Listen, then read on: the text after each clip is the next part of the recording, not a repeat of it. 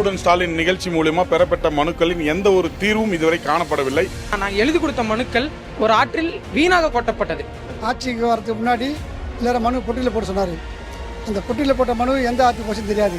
அந்த ஒரே ஒரு ஆற்றை தான் நம்ம பார்த்துருக்கோம். கண்ணுக்கு தெரியாம இன்னும் அந்த உங்களுடைய ஸ்டாலின் சொல்லக்கூடிய எத்தனையோ தாள்கள் எத்தனை ஆற்றுகளை போற்றப்படுன்னு நமக்கு தெரியாது.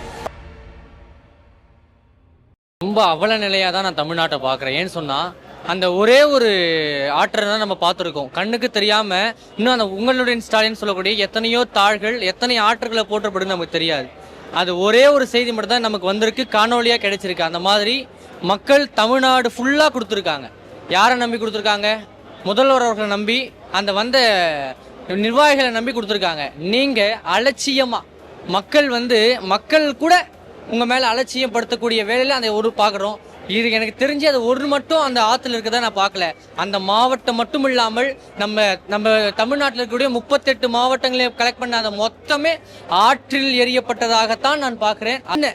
எப்படி குழந்தைகளுக்கு பொம்மை படத்தை காட்டி அந்த சந்தோஷப்படுத்துவாங்களோ அந்த மாதிரி ஒரு பொம்மை பட சீனா இந்த உங்களுடைய ஸ்டாலின் ஒரு திட்டத்தை கொண்டு வந்து எங்கள் முதல்வர் ஒரு பெரிய ஏமாற்றத்தை தமிழக மக்கள்கிட்ட ஏமாத்திட்டு இருக்கிறாருன்றதான் என்னுடைய வாயில நான் சொல்ல விரும்புகிறேன்.